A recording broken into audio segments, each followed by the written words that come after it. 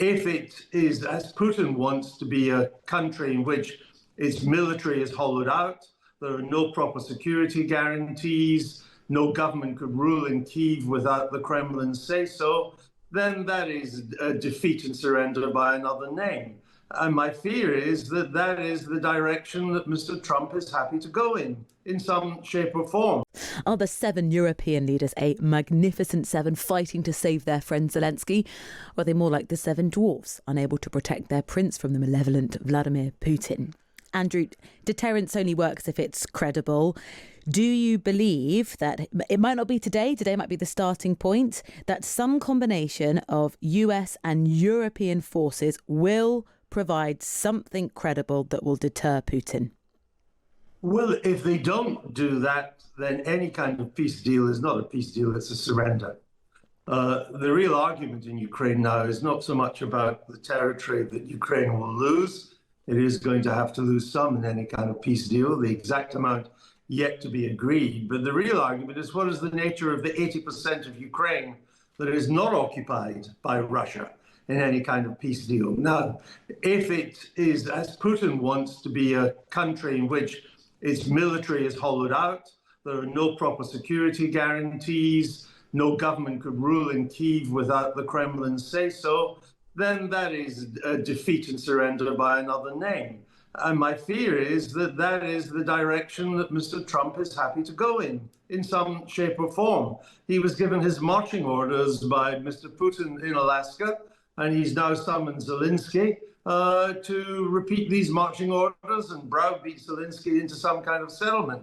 It's helpful that what I would call the miserable 7 are going there, but we'll see, and that may stop a disgraceful punishment beating of the kind that happened to Zelensky when he was last in the Oval Office.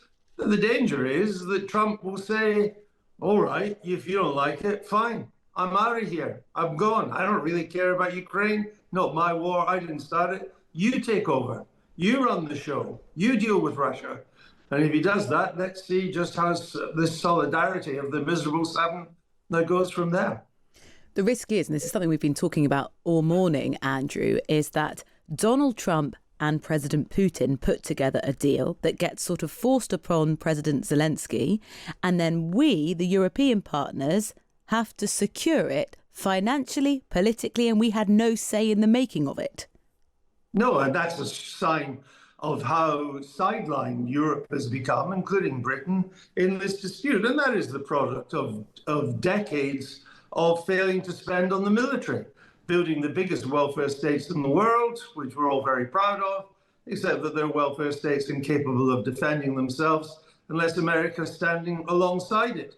And America can no longer be counted to stand alongside it. And I'm not sure that will change, even when Mr. Trump isn't in the White House. No. So if the Europeans are feeling a bit lonely at the moment, they better get used to it, because they're going to be lonely for a long while. And they need to start moving some of their welfare spending to defense spending and to give them the military ability to project power. You see, the real issue here is that people wonder, why is Trump doing Putin's bidding? Does the Kremlin have compromat on him or something like that? It's much simpler than that. They both see Ukraine in the same way. Trump wants out of Ukraine. Putin wants America out of Ukraine. He thinks a Ukraine that is solely dependent on Europe will eventually crumble, tumble his way. Trump wants away from that. He says it's not his war. He didn't start it. He doesn't really care who runs Ukraine. If Russia's a problem, it's a regional problem, and the region is Europe. He has bigger fish to fry in the Western Hemisphere, Canada, Greenland, Panama, and of course the geopolitical challenge for America in the 21st century, which is the rise of China in the Pacific Rim. That's what he wants to concentrate on, and he's saying to the Europeans, you don't like this? Well, you sort it out. You do it yourself. I've done my best. And this is a big challenge for Europe, so whether it could rise to that. We might inherit a peace deal over which we, as you say, Rosie, we've had nothing to do in the shape of it. Have we then got the gumption, the willpower, to provide Ukraine with the kind of military aid and the economic aid so that 80% of Ukraine, which is not occupied by Russia is allowed to become a prosperous, dynamic European democracy. That's the challenge for Europe, and it's a big one. And presumably, Andrew, the way that could possibly happen is if Ukraine joined NATO and would be then protected by the nuclear umbrella that involves. If we look at history in Europe of treaties being signed where European countries have come to the support of others, they weren't always respected and they weren't always believed. Hitler didn't think we'd come and support Poland. The Kaiser didn't think we'd come and support Belgium. NATO's been a tremendous success, hasn't it, in actually stopping aggression? And it looks like NATO isn't on the table here. No, I didn't quite understand what Stephen Kinnock was saying today, that membership of NATO could be part of the deal. That's simply not on the cards. And that would be a deal breaker for Putin on day one. What is important is that an independent democratic government is allowed to continue in Kiev, have fresh elections when this war, if it is over, becomes over.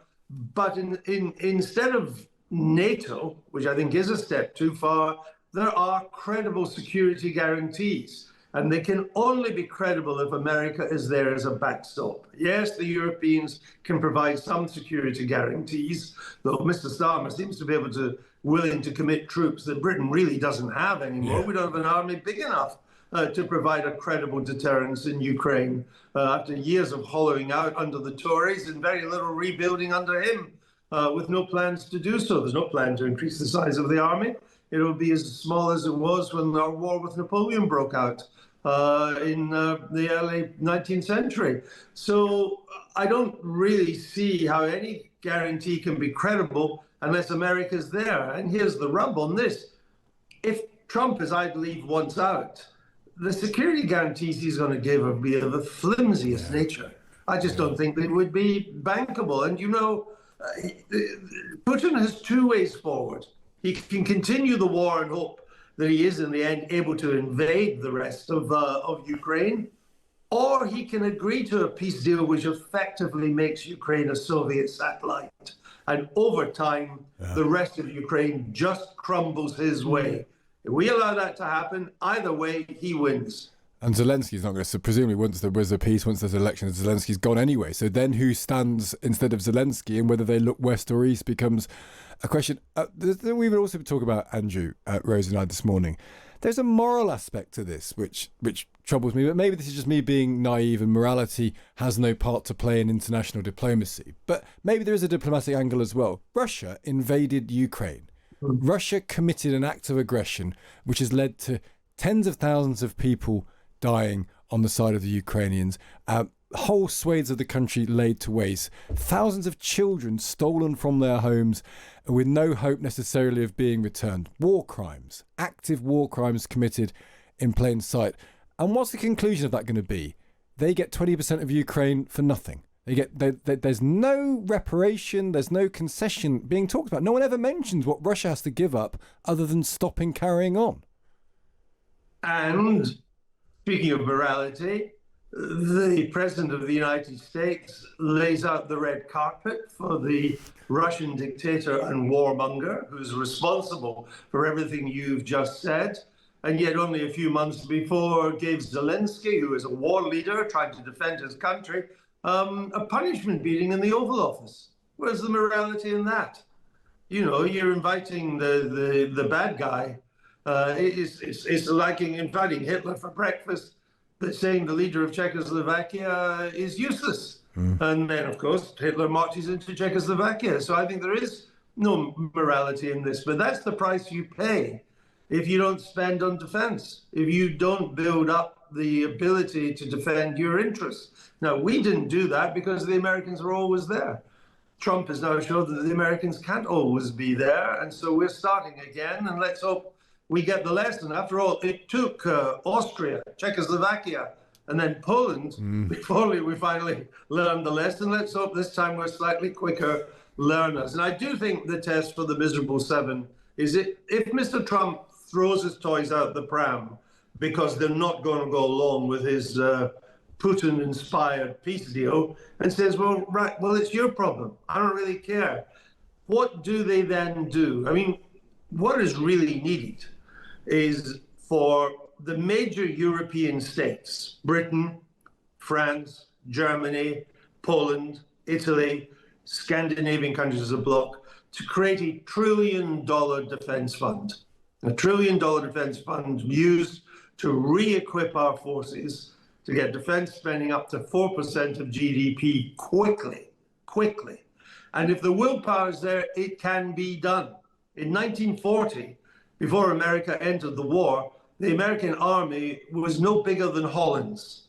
By 1942, after the Soviet Union, it was the biggest army in the world. It can be done if the willpower is there. But yeah, is the willpower there? That's such an interesting No. point. And is the willpower there among us? We can blame politicians, and we should always do that because they're often at fault. But I just wonder now, we could be living in a more reform-based country. Taxes are high, public services are falling. Nigel Farage is no great supporter of Zelensky. He's much more fond of Donald Trump and Vladimir Putin.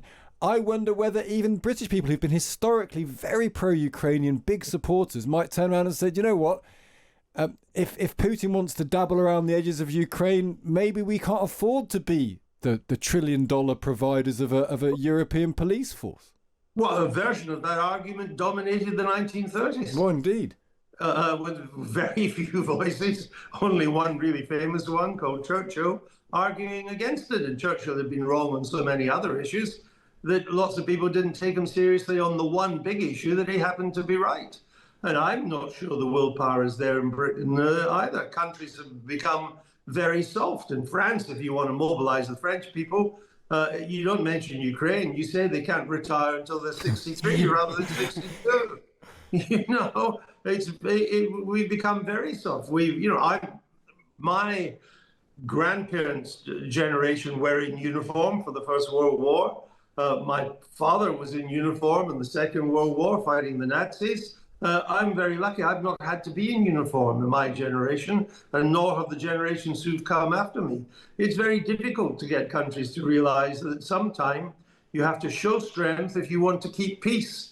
And at the moment, we're so concerned with woke issues and all manner of things that are largely irrelevant. And we've become hooked on welfare, where most of our money now goes, and we've borrowed to the hilt. And I think it'll be very difficult to change the mindset of the European countries. We've had it too easy, I'm afraid, for too long. Andrew, can I ask what you think the dynamic of the meeting will be like? Obviously, the last time they were both in the Oval Office, it was that absolutely excruciating public argument with, we had JD Vance and Donald Trump both coming at him with the Magnificent Seven, as we're calling them. We don't know how many of them will be in the room. We don't know quite a lot about the choreography. Just who do you think is going to hold the power? What do you think the dynamic will be like? Well, Trump is already putting out that there's never been so many European leaders coming to Washington all at the same time. And that's all down to him. And, he's kind of presenting it that they're coming to pay obeisance to him. All of Europe's most important leaders all coming at the same time, plus Zelensky. Now, my hope is that the presence of the miserable seven, even if they're not actually in the Oval Office at the same time as Zelensky, my hope is that their presence will stop another punishment beating for Mr. Zelensky. He doesn't deserve it, and it was disgraceful bullying when it happened earlier this year. But my fear is that in the end, it might not make that much difference to the dynamic. I mean, what the Europeans have got to get out of Mr. Trump is, whatever the shape of the deal, what are the security guarantees that is America going to be a part of? How bankable are they? Are American intelligence, satellite, communications, and above all, air cover capabilities going to be available? Because if there isn't, there are no European security guarantees that can be given that would could give Kyiv any comfort at all. So it's a nice gesture for Mr. Macron and Mr. Starmer and Mr. Merz and others to make. But are they going to stand there solidly as the Magnificent Seven did in the movie? Or are they going to be the miserable seven that when Trump chides them, they just look at their shoelaces and mumble and are frightened to say what they think? At some stage, if the Americans are no longer going to be reliable in Ukraine, we need to stand up and say what we think. Yeah. And we need to say what we're going to do. And if that's what you feel, Mr. President, that's fine. But we're not going down that route. It's going to be difficult for us. We're going to have trouble bringing our people with us. We've got a lot of ground to catch up on. But we are going to start to do it. And there's a lot to learn. Europe is not universally miserable. The Poles have shown how to do it. Biggest standing army in Europe, 1,000 new fighter jets, 1,000 new tanks. The Scandinavians, the peace-loving Scandinavians, rearming to the teeth. The Baltic states, ready to fight and be invaded against in Russia. What we need, Germany's new leaders saying, I am going to now build the biggest standing army in Europe. France and Britain, you never quite know what they mean. I mean, it is incredible that at this time of geopolitical danger, that Keir Starmer thinks adding 0.2% of our GDP to defense is an adequate answer. It shows he just hasn't a clue to the nature of the threat now faced.